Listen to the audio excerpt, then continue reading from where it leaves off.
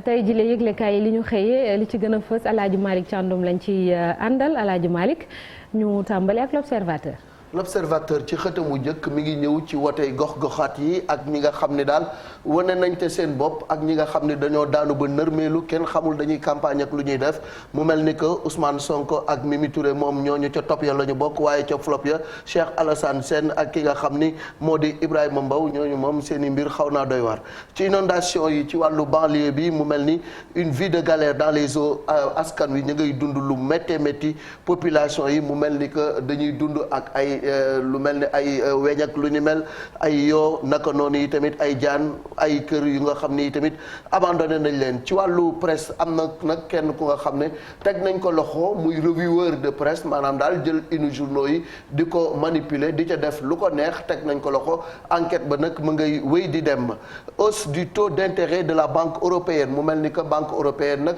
dañoo daal di yëkkati seen taux d'intérêt loolu mën na am njeexital ci li nga xam ni moo di ménage yi kii di Mohamed Dia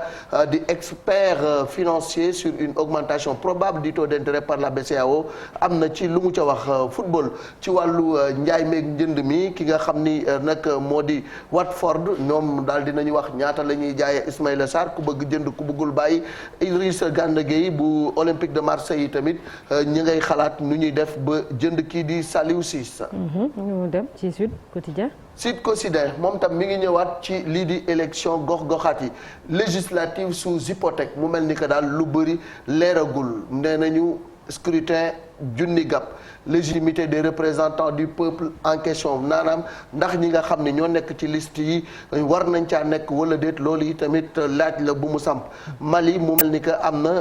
ay soldats yu toll ci fukk ak juróom yu nga xam ne rey nañ leen fa bu ñu ñëwaatee ci Sénégal ci wàllu wér-gu-yaram ministère de la santé nee na daal lépp lu jëm ci santé primaire digitalisation du système de santé moom Marie Khemesse dina ca taxaw ak i ñoñom ba mu jëm ca kanam mercato mu mel ni que njaay meeg njënd mi daal tàng na lool ci gaynde Sénégal yi. beneen yëglekaay enquête moom. enquête mi ngi ñëw ba léegi ci wote yi ak jeu des alliances maanaam ku nekk ak nga war a àndal nee nañu daal ci département yu bëri dara leeragul ci wàllu wote yi moo xam Thiès la Saint-Louis Tivaouane Kaolack ak yeneen i gox-goxaat naka noonu yi tamit Ziguinchor Podor Matam Kër Massar Mbacké loolu yëpp daal mu mel ni foofee nag carte ga leer na ba pare Alioune Ndoye ci législative ba léegi nee na ñoom fi mu nekk nii ànd na noo xel mu dal scrutin du dimanche maître Abdoulaye Wade nag mu nga jël roppalaan nga fas yéene ñëw Ndakaaru tey jii détournement des urnes ñu mel ni que am na kenn ku ci teg loxo ba léegi rek ci wàllu njaay meeg njënd mi Bamba Dieng Idrissa Gana Gueye mu mel ni que dañu nar a jóge seen i club dem feneen. ñu jàll ci le quotidien ba tey ci élection yi. élection yi ba léegi rek bataille locale mu mel ni que Dakar Mbacké foofa xeex ba dina tar lool Guédiawaye Ziguinchor ak Thiès ñu ngay laaj ndax remontada day am ndax foofee xam ni Benno Bokk Yaakaar dañ leen fa dóoroon ñu ne ñoom dañuy def remontada ñi nga xam ñoo di yeewi askan wi nee nañu dañuy delloowaat buum ca boy ba soxna Naata Samb sa turandoo bi administratif du FAISE moom nag nee na le fonds a financé plus de 5000 sénégalais lu mat daal juróomi junni sénégalaise jox nañ leen ay koppar ngir ñu dem liggéeyi soxna Naata sa turandoo moo ko wax accès aux soins la santé se met au tic maanaam daal ci jumtuwaay yu xarala yi la ñu war a sukkandiku ngir gën a ñoŋal wér-gu-yaramu askan wi après plus d'un an d'absence maître Abdoulaye Wade ma ngay daal di ñëw fii nga xam ni moo di ci réewum Sénégal Juspo Gueye ministère de l'agriculture le Sénégal est sur la voie de l'émergence mu mel ni daal jàpp na ni fi mu ne Sénégal mi ngi ci yoon wu mucc ayib. Walf Quotidien. Walf Quotidien mi ngi ñëw ba léegi rek ci mbirum député yi lan mooy dawloo gars yi lan moo tax fi mu nekk ni ku ne bëgg a nekkum député nee na nag salaire yi tubaarkàlla dun na indemnité yi naka noonu tukki bi di jël fafal naaw gi di dem fu la neex looloo tax gars yi di rey seen bopp Mame Mbaye Niang génn na nee na nag moom fi mu toll nii Yewwi dafa bëgg jaxase réew mi courtisé par la coalition li allié affiche sa neutralité moom nag moom nee na moom fi mu nekk nii daal joxewul benn consigne de vote fermeture de l'université Gaston Berger les blouses des étudiants étrangers ñoom daal ñi nga xam ni dañu dëkk bitim réew ñëw jàng ci Sénégal am nañu cëg tiitaange Parcelles Assainies Amadou Ba gën na dopee ñi nga xam ni ñoo di ndaw ñi Krépin Diatta le défi du temps perdu ginnaaw bi mu gaañoo ba dellu soit nag fi mu nekk nii nee na mi ngi doon xaar bu baax a baax moment bi tey tamit coupe du monde ba xelam ma nga ca. mu nga ca le témoin. le témoin débat public El Hadj Ibrahima Sall pose le débat moom El Hadj Ibrahima Sall nee na moom pare na ngir jàkkaarloo ak Ousmane Sonko wax ak moom bu législative yi jàllee législative yooyu dimanche prochain lay doon sprint final mu mel ni fi mu nekk nii nag gars yi dugg nañu Sangomar Ziguinchor mission difficile voire impossible pour le camp présidentiel mu mel ni daal ñii di ànd ak président Ziguinchor moom bu yaboo ñu génn ci seenum xel kii nag moom dafa bëggoon a rey jabar ja canadien d'origine sénégalais Abdou Thiam abattu par la police au Québec foofee ca Québec nag police bi daal ko daal di rey ndax dafa bëggoon a rey soxnaam non respect des normes ou vieillissement ñu mel ni que daal lu bari ci ay bâtiment fi mu nekk nii moom lañ doon waxtaanee démb. ñi ngi waaj a daanu ci biir réewum Sénégal. Vox Populi ba tey ci politique bi. mi ngi mel ni nag ci politique bi ki nga xam ni rek moo di ñii di ñoom Amadou Ba di Benno Bokk Yaakaar ñoom nag nee nañu dara mënu leen a teree gagné li nga xam ni moo di élection yi fu ñu mënti doon sûr de sa force Benno Bokk Yaakaar département Podor ñoom tamit ña ngay jëm ca làmb jay bàkku te dara xewagul ki nga xam ni tamit moo di Mame Mbaye Niang mu nga wax ci turu Benno Bokk Yaakaar nee na ñii nga xam ni ñoo di gi kujje gi mënuñu am sax fanweeri député loolu la wax waaye kii nga xam ne moo di Barthélémy Dias ma nga koy tontu nee na man su ma gañewul Dakar bàyyi naa politique tekki naa samay ndombay tànk ki nga xam ne moo di Ousmane Sonko nee na 2024 tey jii la ñu koy daal di commencé bëre ndax ci 2022 la ñu bëgg mën a jaar pour gagner lii di 2024 Amadou Ly yeesal Kër Massar moom nee na joxul kenn consigne de vote ku ne seetal la neex nga def ko. Source A retrait du fichier électoral au niveau de la DGE mu mel ni yow daal dafay dégager lii di version papier bi nee na ñoom loolu gënalu leen ki ITV avec la tête de liste départementale de Benno Bokk Yaakaar laaj ak tontu bu ñu seq ak Alioune Ndoye sans langue de bois wax na lépp la mu xalaat docteur Marie Khemesse annoncé na ay mesures urgentes ci wàllu santé primaire Gaston Production nee na fixe les 2 et 3 août ci wàllu open press Balla Gaye ak Gris Bordeaux. ñu jàll ci beneen les échos. Les échos pour accomplir son devoir citoyen dimanche maître Abdoulaye Wade ma ngay dellusiwaat fi nga xam ni moo di Ndakaaru niki tey jet privé lay dugg ànd ak soxnaam madame Viviane Wade aéroport Léopold Sédar Senghor nag la nar a waat waaye bu nee na daal du dal fa nga xam ni foofee la Madické Niang ne joxoon ko ca Fann Résidence nee na daal point E lay dem ñibbi ca këram Mame Mbaye Niang plébiscite Benno nee na moom Benno daal day gagné waaye ki nga xam ni moo di Yewwi dara du ko am ma ngay jéem a nag attaqué kii di Ousmane Sonko dinañ ci dellusiwaat ci lu gën a yaatu litige foncier 38 dossiers liés au foncier dans l'axe Dakar Thiès mu mel ni njaayum suuf ak jëndum suuf foofee tar na fa lool. lan moo nekk ci xët bu njëkk bu L'As ba léegi rek Alioune Ndoye tête de liste Benno Bokk Yaakaar nee na dimanche ñoom dañuy gagné Dakar Maître Abdoulaye Wade ñu ngi koy xaar tey jii ci samedi fii ci Ndakaaru attendu pour une consigne de vote Amadou Dione moom nee na daal ku nekk defal la neex alerte ONU-SIDA lutte contre le VIH dafa mel ni fi mu nekk nii daal am na lu nga xam ne dellu na ca ginnaaw élection de nouveau centre érection mu mel ni dafa am centre yu bees ci wàllu vote bi yu am fële ca Mbour te loolu nag dafa mel ni amoon na ca local ba te nar naa amaat ci législative yi. Abdoulaye Wade ci bés bi le jour. bés bi le jour maître Abdoulaye Wade législative retour surprise ginnaaw bi nga xamee ni ñaari fan rek ci des ci wote gi tête de liste est attendu samedi à Dakar moom tête de liste bi daal ñu ngi koy xaar tey ci Dakar nee nañu nag retour bi ak timing bi dara wóoru ci leneen lu nga xam ne jëm na ci wàllu wote yi mooy les primo votants mu nekk beneen enjeu ñi nga xam ne mosuñoo wote guléet ñu dugg ci bureau de vote loolu yi tamit dina xaw a jaxase carte gi ci wàllu vote yi chronique gu Mamadou Ibra Kane sur la cohabitation mairie de Yoff Seydina Issa Laye Samb nee na moom ay priorité am daal dina koy wax revue de presse des unes détournées Papito Kara jàpp nañ ko mu nga ca loxoy yoon. Libération tey lu doy waar xew ca Ziguinchor soxna naata Mamadou Diallo dafa jël cousinam bu nga xam ne ñaari at la am yóbbu ko ca dus ba rendi ko xattit ñu koy laaj mu ne da koo tegoonuk lëg cay loolu. ñu évasion Pape Mamadou Seck pavillon spécial ñu ni kenn ci suspect yi libéré nañ ko muy la dame MCN kooku nee nañ ko na ñibbiwaat këram depuis mercredi lu lépp lu mujj ci enquête bi moom libération wax na lu ci jëm quartier Tilène ca Ziguinchor lu doy waar plombier bi di Lamine Ndiaye moom nag courant ba da ko maas muy haute tension ba mu mujj faatu ki nga xam ni itam moo di affaire des terres de l'ancien aéroport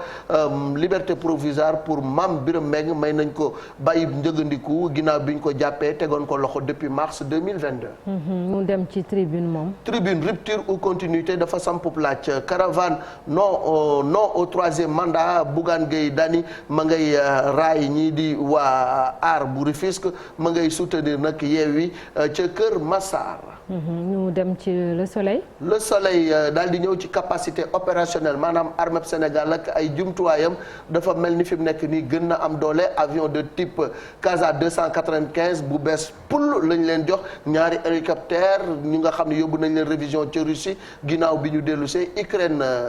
Ukraine dellusi nañu hier à la base aérienne de Ouakam menace sur le progrès engagé dans les croisades contre VIH mu mel ni lépp lu ñu liggéeyoon ci wàllu sida fi mu ne mi ngi commencé na sax. ñu jàll ci tàggat yaram ak record amical 27 septembre matchub xaritoo ca Autriche Sénégal mën na daje ak ñii di waa Iran mu mel ni que Monaco kii di Krépin Diatta dellusi na Koulibaly dafa war a rek wane xereñteem digganteem ak Udinese Watford nag fanweeri millions yi euro ak juróom la ñu wax ni ku bëgg Ismaïla Sarr moom ngay teg ci taabal ci. bari na de tàggat yaram ak Sadio football powum teraanga la mercato Everton prêt à rapatrier Gana Gueye Everton fa la Gana Gueye doon football mu mel ni que Paris Saint-Germain dañuy laam-laamee ndax dina fa titulaire rek loolu ñoom nag ubbil nañ koy buntam nee nañ ko na ñëw fii pour rebondir Crépin nee na dellu si na il se sent bien et prêt Marseille Trou d'Or nee na nag fi mu nekk nii dafa mel ni ku bëgg daal tàggali ko ak Bamba Dieng ndax nee na Bamba waneegul dara te Bamba mii am na ñeneen ñu ko bëgg. ñu tëjee Alaaji Malick ak sunu lamb. lamb ja Balla Gaye Gris Bordeaux enjeu wu combat bi kan mooy suul moroomam loolu la samp ci laaj dañ ci dellusiwaat ci lu gën a yaatu. incha allah tontu li tamit la set lay doon. Alaaji Malick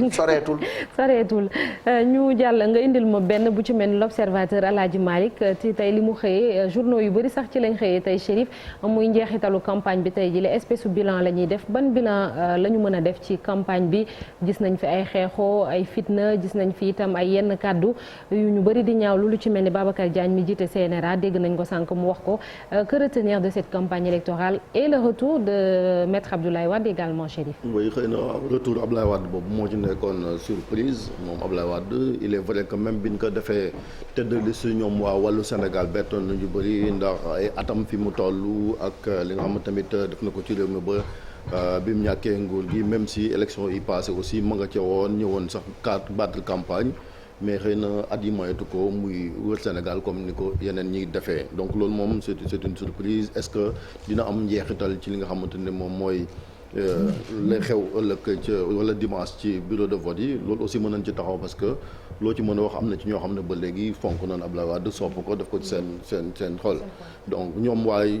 wàllu ñu ngi ci 18 départements boo jëlee seen liste yi à part yeneen yi nga xamante ni dañ ne seen i ñooñ dañ leen a dugal ci liste waa Yewwi Askan Wi donc liñ tuddee ñoom intercoalition loolu aussi xëy na mën na am njeexital loo xamante ni soit lu positif la wala lu négatif la parce que boo ci jëlee xëy na li ci positif mooy Abdoulaye Wade bu ñëwee ak xëy na la popularité de Sonko ñoom ñëpp mën na am loo xamante ni dina ko changer ci issue du vote bi mais beneen bi tamit mooy choix bi nga xamante ni ñoom seen i électeurs rawatina ñi nga xamante ni da nga ciy dégg ko xam ku ñoo xam danaa la PDS la nekk il voit mal ñu gis a bulletin ab Abdoulaye Wade quelque part bañ ko dugal ci li nga xamante ni mooy urne bi di jël bulletin Yewwi parce que boo xoolee sur le plan national surtout foofu lay amee conséquence ci député yi nga xam dañ leen investir ci liste proportionnelle parce que bu fekkente ni voté luñ leen wala amun lu ci bëri ci ay xob loolu mën naa dem ba njeexital la mooy duñ ci am ñu bëri xanaa ñi nekk ci département yi nga xamante ne bi leen ci sedd bëriwul parce que te département yi gën a mag sax yi nekk ñoom waa wàllu c'est peut-être Pikine ak département Mbacké bi nga xamante ni jël nañ ay militants yoo xamante ni ñi ngi ci Yewwi Askan Wi daal leen ciy dugal loolu xëy na dimanche dina leer beneen bi mooy ni ko wax bu ñu doon tirer bilan campagne bi y a des déceptions quand même bëri na ci surtout ci discours yi ak li nga xamante ni jëm na ci ay propositions parce que li ñu nemmeeku mooy on a l'impression que nekkuñ ci ay élections yoo xamante ni gars yi bu ñu demee assemblée nationale la ñuy dem mais da nga ciy gis ñu xam ñi ngi wax affaire du troisième mandat ñi ngi wax loo xamante ni sax député du cëram wala du màqaam wala mënu ko am na ñoo xam digg nañ fi loo xamante ni du yëfi député xëy na moom donc confondre nañ sax déjà nature scrutin bi loolu mooy problème bi ni ñu ko doon waxee également ci wàllu débat yoo xamante ni waroon nañ ko mën a xaar te ëllëg bu dee coppite am na ci fii ci Sénégal aussi ñu ko ci gis bu ko defee ñoom ñi nga xamante ni ñoom ñoo am yéene suñ jàkkaarloo wax fi nga xamante ni fa lañ bëgg a jëmee li nga xamante ni moom mooy askan wi beneen bi tam mooy violence bi malheureusement nemmeeku nañ ko ci cas yu bëri yoo xamante ni déjà ci jëf muy violence physique démb ci guddi rek am na boo xamante ni à Bounkiling on a attaqué kër këru ki nga xamante ne mooy président conseil départemental ba muy attaque violente beneen bi tam mooy ci ay kaddu gis nga leen bi ci mujj sax mooy bi ñu ci mujj retenir ak taskatu xabaar yi tam yi ñu doon songu ñoom tam ay taskatu xabaar waaw loolu tamit bokk na ci muy journaliste yi nga xamante ni tamit muy loo xamante donc suñ démocratie daal Sénégal mën nañoo jàpp ne mi ngi jëm ginnaaw te loolu nag ñëpp ñuy acteur je pense que war nañoo toogaat xoolaat ko bu baax a baax élection moom c'est vrai que askan wi moom yeewu nañ yow nga xamante ni incha allah dimanche di nga gis ku ci nekk génn dem vote ji këram bu fa jógee tamit daal li mooy li nga xamante ne moo xewoon ca Bounkiling démb mooy këru président conseil départemental ba ñu dugg saccagé ko waaw moom lañ saccagé nii ñoom nag xëy na dinañ ci mën a enquête pour xool ñan ñoo nekk derrière quand même cette attaque bi nga xamante moom moo fa am muy loo xamante ne en tout cas mooy gis nañ ci quand même ñoo xamante jëm na ñoom mu ne campagne boo jëlee Mimi Touré quel que soit Alpha quand même wane na Sénégal beneen xar-xanam gis nañ ni quand même il a mené une bonne campagne ci Sénégal di reetaan loo nit ñeek et cetera di nga xam tamit di wane beneen facette boo xam ne je pense que sur le plan politique loolu am na solo beneen bi mooy li ñu ko doon waxee sànq kaawu Yewwi Askan Wi tamit malheureusement mooy ñi nga xamante ne ñoo nekk suppléants voilà donc ñooñu aussi les gens sénégalais yi miisuñu seen xaru kanam miisuñu leen seen xanam bon c'est Sonko comme ni ñu ko waxee ak quand même popularité bi mu yor moo mujj ak moo li nga xamante ni koy mooy affaire yi au sein de Yewwi Askan Wi donc loolu aussi c'est quelque chose boo xamante ni mën nañu ko déplorer quand même ci campagne Marcel ban bilan nga mën a tirer ci campagne bi waaw un petit peu comme ni ko Chérif waxee je pense que en termes de popularité la ñuy wax et c'est dommage parce que je pense que li ñu mettre en exergue surtout mooy la popularité de Sonko qui a été vraiment appréciée partout dans le pays quoi qu'on puisse dire fu mu mënti jaar na ngay gis ne ni ci ñu ngi fees dell ànd ak moom. Il y a également Mimi Touré qui bi comme ni ko Chérif waxee qui a présenté beneen kanam en tout cas bi ñu ko xamewul woon qui nous change un petit peu, on accélère la cadence même si c'est dans le même sillage peut-être. Donc Pape Djibril Fall étant donné que ñu ngi koy wane moom tamit que j'ai suivi quand même assez en privé un petit peu à travers ses statuts WhatsApp qui n'a eu de cesse de faire du porte-à-porte vraiment rapproché aux populations bi donc ku ci nekk def na avec li nga xamante ne moom mooy c'est les moyens du bord donc pour essayer de convaincre. Malheureusement il y a eu les aspects négatifs wax neen ko fii waxaat ko fii malheureusement ci li nga xamante ne moom mooy violence verbale ak physique ce qui s'est passé avec le président du conseil départemental de Bounkiling et puis popularité bi moo doon wax avec le retour de Maître Abdoulaye Wade on s'interroge vraiment ci li nga xamante ne moom mooy impact yi mi nar a am ci li nga xamante ne moom mooy coalition Wallu et notamment le Parti démocratique sénégalais surtout. El Hadji Malick. waaw mu mel ni que rek campagne la bu nga xam ni dafa am ñaar wala ñetti jàngat yuñ ci mun def mooy la popularité grandissante de Ousmane Sonko. parce que amul fenn fu nga dem fu nga xam ne askan bi topp ñu ko ndiiraan ko mu mel ni que moom fépp fu mu dem ci Sénégal nit ñi amoon nañu pas-pas wala bokk yéenewu gis ko ak lu mu guddi dañuy toog xaar ko loolu nag dafay mel ni que Ousmane benn phénomène la bu nga xam ni ci jamono ji wane na boppam ci côté de popularité mais ci biir campagne Ousmane Sonko bi leneen li nga xam ni peut-être moom lañ ci xaw a posé wu question mooy ñi war a dem assemblée nationale moom daf leen def ombre maanaam kenn gisu leen liste bi ñan ñoo ci war a dem élection à part si mi ñi dalaloon fii ñi ci des pratiquement kenn xamu leen donc mu mel ni Ousmane Sonko dafa nëbb suppléants yi yëpp moom moo surplombé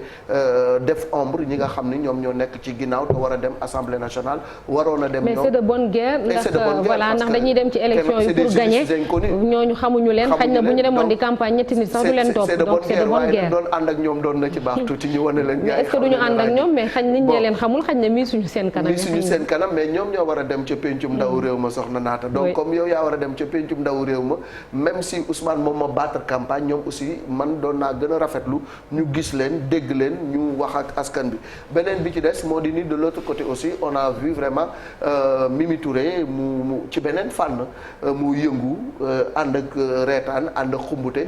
Benno Bokk Yaakaar également di mobiliser fu ñu dem pratiquement ci réew mi la coalition dañuy am mobilisation bu am solo maintenant la grande question mooy est-ce que mobilisation moom mooy gagner élection. C'est ça le problème. Parce que ku yaakaar ni mbumbaay mi ak mbooloo mi la topp ñëpp yow la ñuy voter yaa ngi nax sa bopp. je pense que campagne maître Abdoulaye Wade bële passé am na lu bëri lu nga xam ne bañ doon wax ay millions de personnes ñoom ñoo nekkoon. mais aux urnes beneen réalité la woon quoi. am na yi tamit ñu nga xamante ni nii ci biir campagne bi xëy na ñi ngi leen doon xaar muy liste ñoom Aar Sénégal ñi ngi leen doon xaar ci beneen façon campagne mais apparemment ñoom proximité la ñu gën a def ils ont été moins